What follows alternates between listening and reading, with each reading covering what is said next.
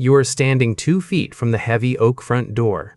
The bass from the speakers is vibrating through the floorboards into your shoes. The overlapping laughter from the crowded living room feels like actual physical pressure against your skull. Your hand grips the cold brass of the doorknob. You do not turn around. You do not walk back to say goodbye to the host. You do not hug your friends. You just twist the handle and slip out into the freezing night air. The heavy door clicks shut behind you. The absolute silence of the empty street hits you instantly. You walk fast to your parked car. Your stomach stops churning. Your tense jaw finally relaxes. You unlock the door and start the engine, and then the crushing guilt arrives. You stare at the glowing dashboard. You just pulled an Irish exit. Society has a very clear and unforgiving label for what you just did. You are rude. You are socially defective. You are a selfish friend who cannot even perform the basic human courtesy of a simple farewell. You simulate the awkward text messages you will have to send tomorrow morning. You picture their offended faces. You punish your own character all the way home. But what if that entire narrative is a complete lie? Look at your hands on the steering wheel. They are no longer sweating. Feel your heartbeat. It is finally steady. You think you made a conscious choice to be disrespectful? You did not. Your conscious mind was actually hijacked. Your physical body just executed a ruthless and incredibly precise survival protocol. The overlapping voices were too much. The flashing lights were too bright. The forced social processing was simply overwhelming your bandwidth. Your nervous system did not see a fun social gathering. It saw a high-threat environment. It detected an imminent systemic collapse, so it completely bypassed your logic. It bypassed your social manners. It pulled the emergency circuit breaker to keep you alive.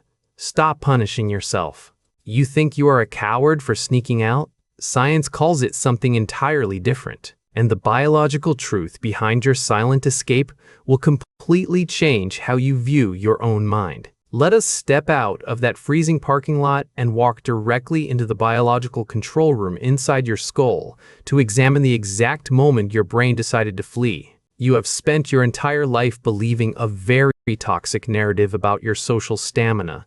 Society constantly tells you that an extroverted, always-on personality is the absolute gold standard of human interaction. The modern self-help industry insists that your desire to escape crowded rooms is a fixable flaw caused by low confidence, hidden anxiety, or extremely poor communication skills. They sell you endless books on how to boldly work a room and how to network effortlessly until the sun comes up. But this is the exact moment every single self-help guru has completely lied to you. You do not lack confidence. You are not secretly despising your friends. You are not fundamentally broken. Your sudden, overwhelming urge to vanish without a trace is not a psychological defect at all. It is a highly sophisticated neurological intervention. To fully understand this, we have to look at the massive invisible cable running from your brainstem all the way down to your abdomen, the vagus nerve. In 1994, Dr. Stephen Porges at the University of Maryland published the polyvagal theory, revealing that your vagus nerve subconsciously calculates complex environmental safety parameters without your permission. It is not flawed. It is tracking threats. Your vagus nerve operates a highly specialized neural pathway known as the social engagement system. When you first arrive at a party, this system actually works perfectly. You smile, you effortlessly make eye contact, and your brain easily isolates the specific frequencies of human speech from the background noise. But a modern party is an absolute sensory nightmare for a primitive nervous system. Dozens of people are talking simultaneously.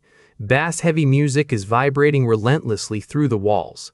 Harsh artificial lights are flickering in your peripheral vision. Every single micro-expression, every subtle shift in vocal tone, and every sudden burst of laughter requires massive amounts of glucose and neurological bandwidth to properly process. From the outside, it just looks like a fun Friday night with friends. From the inside, your nervous system is enduring a catastrophic data breach. It is being forced to track far too many unpredictable variables at once. Eventually, your sensory input completely exceeds your biological processing capacity. This is the exact phenomenon neuroscientists label as severe cognitive overload. And when this invisible threshold is finally crossed, your biology absolutely does not ask for your conscious permission to act. It violently strips you of your free will. Your vagus nerve suddenly perceives this relentless sensory bombardment as an imminent, life-threatening danger to your organism. It calculates that if you continue to force this artificial social interaction, your neural circuits will literally overheat and burn out. So it executes a beautifully extreme defensive maneuver. It trips the main biological circuit breaker. It forcibly shuts down your social engagement system and rapidly activates your dorsal vagal pathway, which instantly initiates a systemic physiological shutdown. The sudden exhaustion you feel, the intense physical desire to avoid making eye contact, and the desperate, suffocating need for absolute silence are all physical symptoms of a biological system pulling the plug to save your life. You think you are acting like a completely pathetic and socially awkward weirdo? Wrong. Your body is simply dragging you out of a burning building. You did not fail at socializing today. Your nervous system succeeded at surviving. You punish yourself for not saying goodbye. You punish yourself for slipping out the back door. You punish yourself for leaving your friends behind. You constantly carry the heavy burden of social inadequacy every single time you abruptly leave a crowded room. But this sudden disappearance is only the surface of the phenomenon. What your brain is actually calculating behind the scenes is far more spectacular. Let us zoom out from that loud living room. We will travel back exactly 300,000 years into the deep time of human evolution. Your brain was meticulously engineered to survive in a very specific, incredibly quiet ecosystem. For hundreds of thousands of years, your ancestors lived in small, tightly knit nomadic tribes. In 1992, British anthropologist Robin Dunbar at the University of Oxford mathematically measured this strict cognitive boundary. He discovered your neural hardware is biologically capped. You can only intimately interact with a maximum of 150 familiar faces throughout your entire lifetime. It is structurally built to slowly track predictable micro-expressions. It only wants a small group of people sitting safely around a quiet campfire. That is the original, unchangeable operating system currently running inside your skull.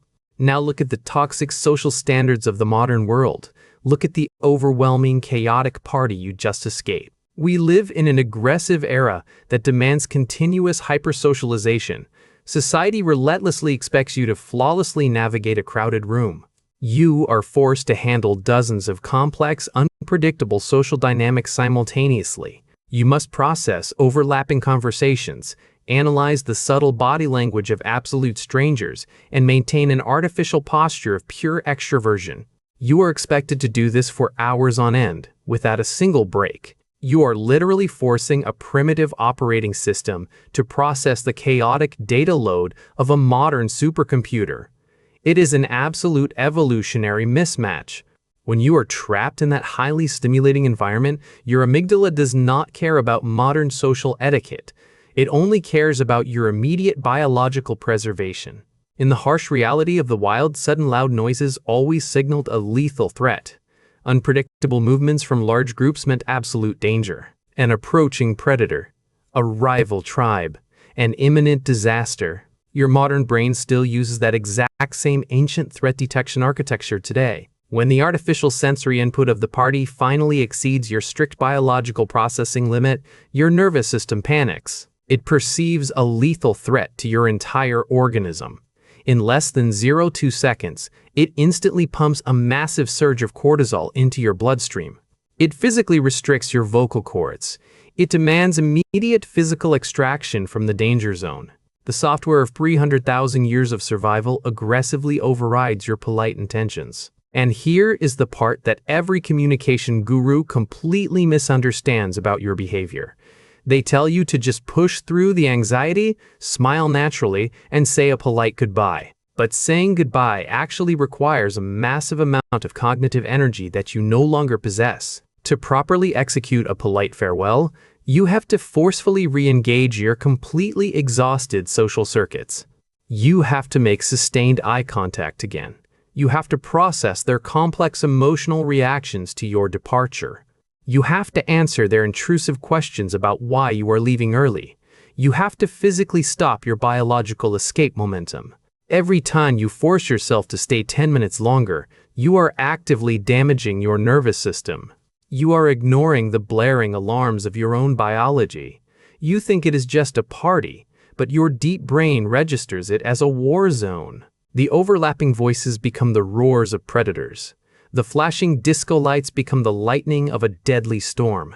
Your brain simply refuses to spend its last remaining drop of precious glucose on useless social pleasantries. It forcefully overrides your conscious desire to be a polite friend. It ruthlessly chooses your biological safety over your fragile social reputation. It violently shuts off the lights, and it pulls you into the dark to protect your neural ecology from burning out entirely. The absolute silence of the street is the only medicine it accepts. This is not a failure of your character. This is an absolute masterpiece of evolutionary engineering. Your quiet disappearance is a sacred survival mechanism designed to keep you intact. You are not a bad person. You are executing a flawless biological retreat. You think you are a terrible friend. You think you are deeply selfish. You think your inability to smile and wave at the door is a profound moral failure. You replay the entire night in your head. You relentlessly analyze every awkward pause. You count every forced laugh you produced. You convince yourself that everyone else in that crowded room was perfectly fine. You truly believe they were effortlessly thriving in the deafening noise. You automatically assume there is a fundamental flaw in your personality. You constantly weigh yourself against a completely fabricated societal standard. Modern society demands that a healthy person must be relentlessly outgoing. Society strictly dictates that a well-adjusted adult must flawlessly glide through crowded rooms. Society aggressively insists that stepping away to breathe is an act of sheer disrespect. You find every moral reason to punish yourself. But no, your nervous system simply collapsed. You are actively judging your raw biology against an impossible metric. Look closely at the people you left behind in that loud room. You think they are naturally thriving. They are not. They are wearing heavy psychological spacesuits. Almost every single person in that exhausting room is actively suppressing their own sensory overload. They are forcefully masking their social exhaustion. They do this just to maintain the fragile illusion of social perfection. In 2018, psychological researchers at the University of Cambridge studied the biological cost of this emotional labor. The results were absolutely clear. Forcing yourself to mask social anxiety actively drains your executive function. It heavily depletes the glucose reserves in your prefrontal cortex. They are aggressively burning through their massive reserves of neurological energy just to appear entirely normal. And when their chemical energy finally runs out, they will crash exactly like you did. You did not run away because you are weak. You ran away because your dorsal vagal complex initiated a hard system override. When you stood near that heavy oak door, your prefrontal cortex tried to calculate the immense metabolic cost. It calculated the exact amount of dopamine required to turn around and walk back inside. It measured the precise energy needed to shake 3 hands. It calculated the effort to fake 4 bright smiles. It measured the oxygen required to invent 2 polite excuses for leaving early. The biological calculation returned a critical error. You were literally running on empty. The social battery was completely dead. So your nervous system completely bypassed your polite conscious intentions. It forcibly dragged you into the quiet night. Feel the freezing cold air in your memory. Remember the exact moment your tense shoulders finally dropped. That deep relief was not the cruel joy of a selfish person. That profound physical relief was your overheated neural circuitry actively cooling down. It was your spiking blood pressure finally stabilizing. It was the sacred release of immense biological pressure. You were not betraying your friends. You were frantically building a fallout shelter.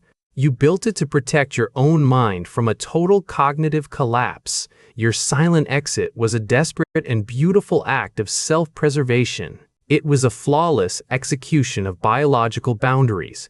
You successfully protected your delicate internal ecology. The night is incredibly quiet now. You are sitting alone in your parked car. The engine is finally turned off. The steering wheel feels solid under your tired hands. The deafening noise of that crowded party is just a distant memory. It is slowly fading into the cold dark. But the brutal voice inside your head is still talking. It keeps telling you that you failed a very simple social test. It coldly insists that a normal adult would have stayed until the end. It demands you draft an apology to fix your broken social image. Stop listening to that cruel and fabricated voice. We live in a society that demands constant social perfection. Society forces us to apologize for our strict biological limits. We are taught to deeply hate our own nervous systems. We hate them whenever they demand a single moment of rest. You have spent years treating your mind like a defective machine. You think your brain needs to be constantly repaired or disciplined, but there is absolutely nothing left for you to fix. You simply reached the absolute limit of your sensory bandwidth. Your body just did exactly what it was designed to do. It recognized a profoundly unnatural environment and pulled you to safety. You cannot rewrite 3 million years of ancient human evolution. You cannot force a primitive nervous system to love loud crowds. You cannot manually rewire your vagus nerve to ignore severe sensory overload. The physical reactions of your body are entirely out of your control. Cortisol will pump. Your heart will race. Your energy will drain. But you still hold one absolute power over this entire situation. You have the total freedom to decide your next mental step. You can choose to spend tonight violently tearing your character apart. You can force your exhausted mind to carry heavy imaginary guilt. Or you can finally choose a radically different and gentle path.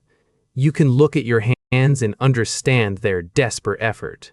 You can take a very deep breath in this beautiful silence.